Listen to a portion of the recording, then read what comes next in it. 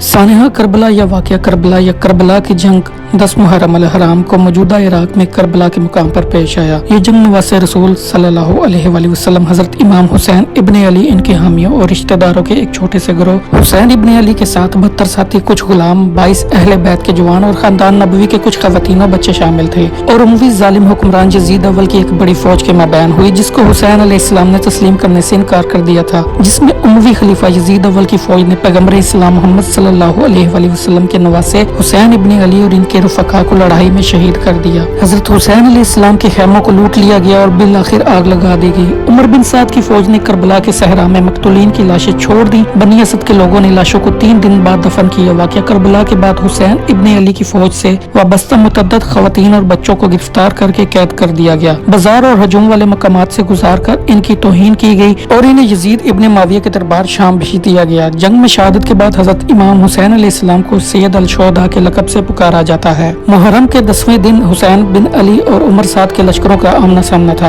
अबू मखनफ के मुताबिक इमाम हुसैन की फौज की तादाद 32 घोड़सवार और 40 प्यादा था। जंग शुरू हुई और हुसैन अलैहिस्सलाम और इनके साथी शहीद हो गए। हुसैन अलैहिस्सलाम की शहादत के बाद उमर बिन साद की फौज ने हुसैन अलैहिस्सलाम की फौज के 72 अरकान के सिरों को नेज़ों पर बुलंद किया और इज्साम पर घोड़े दौड़ाए। जंग की वजह यह कि हुसैन इब्ने अली ने यजीद इब्ने माविया की बैत नहीं की। हुसैन इब्ने अली यजीद इब्ने माविया की हुक्मरानी को गैर कानूनी, नाजायज और गैर शरई समझते थे, जो हसन मुज्तबा और माविया बिन अबी। करबला की लड़ाई को वाक़या अल-तुफ कहा जाता है। वाक़या करबला को इस्लामी तारीख की एक मुतनाज़ा लड़ाई समझा जाता है, क्योंकि इस लड़ाई के नताइज और तफसीलात से सियासी, नफसियाती और नज़रियाती मुज़मरात थे, जो आज भी असर हाज़िर तक तनाज़े का शिकार है, क्योंकि ये मार्का इन हक़ाइक़ के सिलसिले में सबसे नुमाया वाक़या है, जिसने सुन्नियों और शियों के माबैन तल्क़ात को तश्कील देने में एक अहम किरदार अदा किया था। पूरी तारीख में जंग करबला और इसके लम्हाती तफसीलात शियों और इनके सबसे अहम सकाफ़ती बुनियादियों में से एक अलामत बन गई। उमवी खलीफा अमीर माविया ने अपनी वफ़ात से कबल अपने बेटे यजीद को अपना जानशीन नामज़द किया था। यजीद की नामज़दगी हुसैन अलैहिस्सलाम, चौथे खलीफा अली अलैहिस्सलाम के बेटे और जुबैर बिन अवाम के बेटे अब्दुल्ला इब्ने जुबैर समेत मोहम्मद सल्लल्लाहु अलैहि वसल्लम के चंद मुमताज़ असहाब के बेटों की तरफ मुकाबला किया गया। 680 ईस्वी में माविया की मौत के बाद यजीद ने हुसैन अलैहिस्सलाम और दीगर मुखालफिन से बैत का मुतालबा किया। हुसैन अलैहिस्सलाम ने बैत नहीं की और मक्का का सफर किया। कूफा, जो एक इराकी फौजी गैरिजन था और खिलाफत अली का मरकज था, शाम के उमवी खलीफा के मुखालिफ थे और अली के घर से दरीना ताल्लुक रखते थे। इन्होंने हुसैन अलैहिस्सलाम को उम्मियों का तख्ता उल्टने की तजवीज पेश की। तकरीबन 70 जवानों के साथ हुसैन अलैहिस्सलाम के कूफा जाते हुए इनके काफिले को कूफा से कुछ फासले पर खलीफा के 1000 मजबूत फौजियों ने रोक लिया। इसे 2 अक्टूबर को शुमाल की तरफ जाने और मैदान करबला में डेरे डालने पर मजबूर किया गया, जहां इसके फौरन बाद 4000 अफराद की एक बड़ी फौज आई।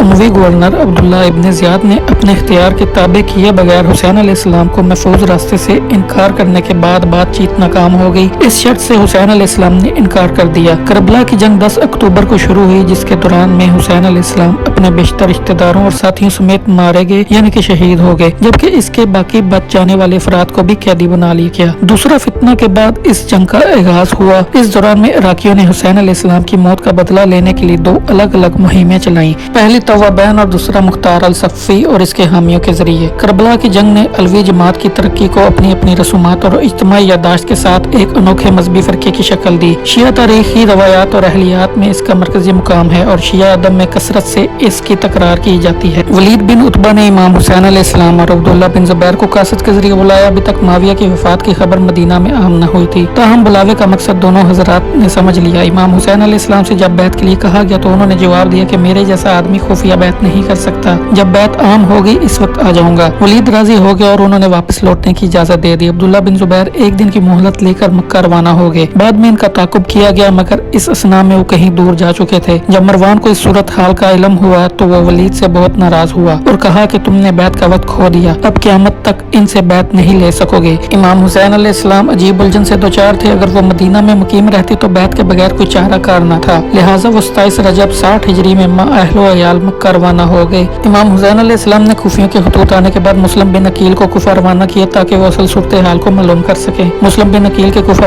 पहुंचने के पहले ही दिन 12,000 कूफियों ने आपके हाथ पर बैत कर ली। कूफा के उमवी हाकिम बशीर ने इनके साथ नरमी से काम लिया। कूफियों के जज्बात से मुतासिर होकर मुस्लिम बिन अकील ने इमाम हुसैन अलैहिस्सलाम को कूफा आने का खत लिखा। अमीर मुआविया की मौत की खबर ने कूफियों में खुशी पैदा कर दी, जो ज्यादातर शिया थे। कूफा के शिया रहनुमा सुलेमान इब्न सर्द खजाई के घर जमा हुए और हुसैन अलैहिस्सलाम को एक खत में मुआविया की हुक्मरानी के खात्मे पर खुदा का शुक्र अदा किया। मुआविया को नाजायज खलीफा और गजब कुनंदा कहा और उन्होंने इतराफ किया कि अब वो बनु उमैया की हुकूमत को बर्दाश्त नहीं करते हैं और इनकी इमला को लूटते हैं और खुदा की माल को दौलतमंदों में बांट देते हैं। और उन्होंने बेहतरीन मुसलमानों के कातिल हिजर बिन ओदी और इसके हवारियों के कत्ल का हवाला देते हुए और जिंदा बच जाने वाले को बदतरीन लोगों का निगहबान कहा। कूफियों ने बताया कि वो मुआविया के मुकर्रर करदा कूफा के गवर्नर नुमान बिन बशीर की राजगाह पर इस हफ्ते जुम्मा की नमाज नहीं पढ़ेंगे और अगर हुसैन अलैहिस्सलाम कूफा आना चाहें तो वो नुमान को कूफा से निकाल देंगे। कूफा के बशिंदों और इसके कबाइल के सरदारों ने 7 कास्तों को खतूत के बहुत से थैले देकर हुसैन अलैहिस्सलाम को भेजा। बहुत सारे खतूत हुसैन अलैहिस्सलाम को पहुंचाए, जिनमें से कुछ कूफी बरादरी के मुताबिक थे। शबत इब्न रबी और उमरू बिन हजाज के खतूत की तरह जो करबला में हुसैन अलैहिस्सलाम के साथ जंग में गए थे। इसके जवाब में हुसैन अलैहिस्सलाम ने लिखा कि वो इनके इत्तेहाद के एहसास को समझते हैं और कहा कि उम्मत के इमाम को चाहिए कि खुदा की किताब के मुताबिक काम करें, इमला को ईमानदारी से तकसीम करें, खुदा की खिदमत के लिए खुद को वक्फ कर दें। इसलिए उन्होंने अपने कजन मुस्लिम बिन अकील को वहाँ सूरत हाल की छानबीन के लिए भेजा। ताहम यजीद की अपने कत्ल की साजिश के बारे में हुसैन अलैहिस्सलाम को इल्म हासिल था। इस वक्त हुसैन अलैहिस्सलाम के लिए इससे बेहतर कोई और रास्ता नहीं था, क्योंकि मिसाल के तौर पर हुकूमत के असर और रसूख की वजह से यमन जाने का इम्कान कामयाब नहीं था। नाज़रीन करम, वीडियो की ड्यूरेशन थोड़ी लंबी होगी, इसलिए इस किस्से को हम अगली वीडियो में डिस्कस करेंगे। तब तक के लिए चैनल को सब्सक्राइब कर लें और नीचे कमेंट करके बताएं आपको आज की वीडियो कैसी लगी। मिलते हैं अगली वीडियो में। अल्लाह हाफिज।